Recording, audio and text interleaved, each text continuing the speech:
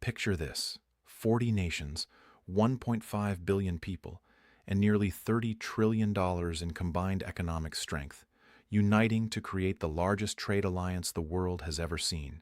And right at the heart of it stands Canada, not the United States, not China, Canada. While Donald Trump, the man who once floated the idea of annexing Canada and labeled us the 51st state, remains on the sidelines, watching Mark Carney construct what he never managed to achieve. I'm Daniel Whitmore, and this is Canada-US Report. This is the story of how Canada positioned itself at the center of the most influential economic coalition on the planet, while Trump found himself shut out. Let me begin by clarifying what's unfolding right now, because this ranks among the most important shifts in Canadian history, and most Canadians hardly realize it's underway.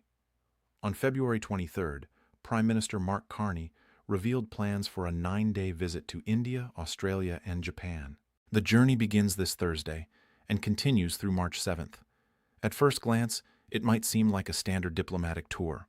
Prime ministers travel frequently, but this is far from ordinary. It represents the payoff of a strategy Carney has been shaping since taking office, a plan designed to redefine Canada's role in the global order.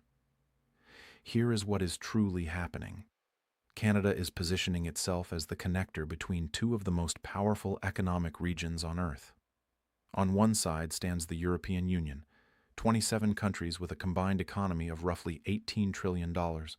On the other is the Indo-Pacific region, including Japan, Australia, India, Singapore, Vietnam, and others, contributing another $12 to $15 trillion in economic capacity. Canada is the only country that holds full membership in both circles. We participate in the EU's Defence Industrial Initiative through the SAFE Agreement, and we are a founding member of the CPTPP trade bloc in the Indo-Pacific. That allows Canada to achieve something no other nation can. We can link these two enormous economic zones and establish what Carney describes as variable geometry in global trade. In simpler terms, it means constructing a new economic framework that does not rely on the United States. Let me walk you through the stops on this trip because each one reveals a different layer of the strategy. First stop, India. Carney arrives in Mumbai on Thursday, then heads to New Delhi for talks with Prime Minister Narendra Modi. This meeting carries weight for several reasons. India is the fastest-growing major economy in the world. In 2024, India ranked as Canada's 7th largest trading partner. Bilateral trade totaled about $31 billion. That is significant, yet Carney aims to expand it dramatically. Canada and India are negotiating a comprehensive economic partnership agreement, essentially a sweeping trade pact. The objective is to more than double trade to $70 billion by 2030, only 4 years away. To put that in perspective, it would elevate India into Canada's top 3 trading partners, surpassing China and Mexico, second only to the United States and the European Union. But trade is only part of it. Carney and Modi will discuss cooperation in energy, including clean energy and critical minerals, technology and artificial intelligence, defense collaboration, and talent mobility to ease movement for skilled workers between both nations. Why does this matter? Over the past 2 years, Canada and India had minimal engagement. Relations stalled after accusations of foreign interference. The previous government alleged Indian involvement in activities on Canadian soil, which India denied. Diplomats were expelled on both sides. Tensions ran high. Carney is working to repair that relationship because he recognizes a crucial reality. If Canada wants to lessen reliance on the United States, strong partnerships in Asia are essential, and India is central to that effort. Second stop, Australia. Carney travels to Sydney and Canberra to meet Prime Minister Anthony Albanese. This is where symbolism meets strategy. Carney will address both houses of Australia's Parliament, an honor last extended to a Canadian Prime Minister when Paul Martin did so 20 years ago. That underscores how rare this moment is. Why is Australia extending such recognition? Because Canada and Australia are natural allies.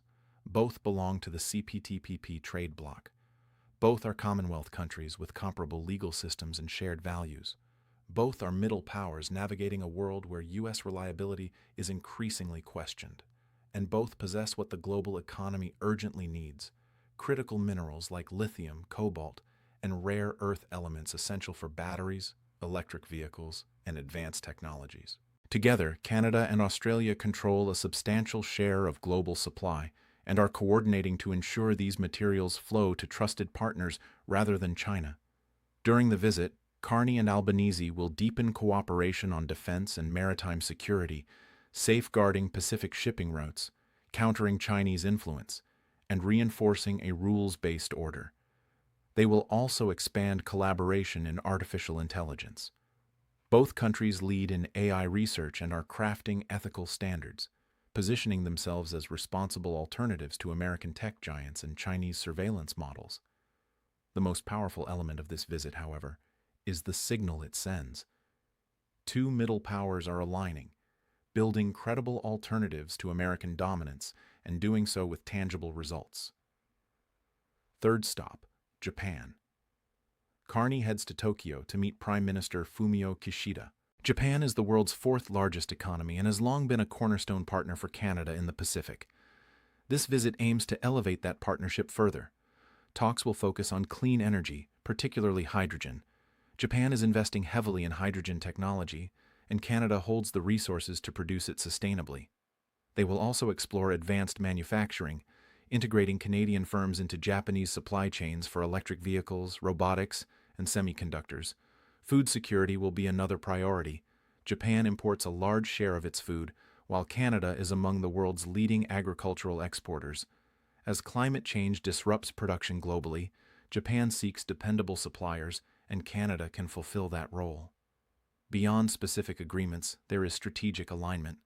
Japan, like Canada, questions U.S. consistency under Trump. His threats to scale back commitments in Asia and prioritize America first policies leave allies uncertain. Carney's response is straightforward. Middle powers such as Canada, Japan, and Australia must strengthen their own networks, trade systems, and security ties so they are not wholly dependent on Washington. Now let's connect the dots. This journey is not merely a diplomatic tour, it puts into motion a strategy Carney outlined at the World Economic Forum in Davos last month. In that speech, he argued that major powers increasingly weaponize economic relationships through tariffs and threats. He warned that when middle powers negotiate alone with a hegemon like the United States, they do so from weakness. But collectively, they can create a third path that delivers real leverage. This trip represents that vision in action. Carney is linking the European Union's 27 countries with the 12 nations of the Indo-Pacific trade bloc, totaling 39, plus Canada as the connector makes 40. 40 countries, 1.5 billion people, around 30 trillion in combined output, with Canada at the core. We are the sole member bridging both frameworks, becoming indispensable as the hub. How would this function in practice? Through a concept known as rules of origin accumulation. Instead of strict national content thresholds, all 40 nations would operate as a unified economic space. A product assembled in Canada with German components, Japanese electronics, and Mexican assembly could qualify for tariff-free access across all member states. This would strongly incentivize companies to operate within the network and disadvantage those outside it, notably the United States. Which brings us to Donald Trump.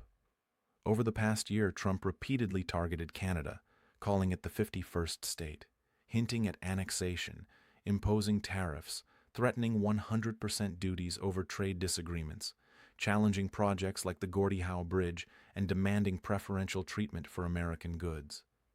He treated Canada less like an ally and more like a subordinate territory. Carney's answer was not confrontation but construction. Instead of escalating rhetoric, he built alternatives, demonstrating Canada has options. Each threat from Trump has been met with a new partnership announcement. Tariff threats were followed by outreach to China. Criticism of Canada's strength was countered with a $500 billion defense plan prioritizing domestic firms. Demands for loyalty were answered by building a 40-nation alliance excluding the United States. It resembles strategic judo, turning aggression into opportunity.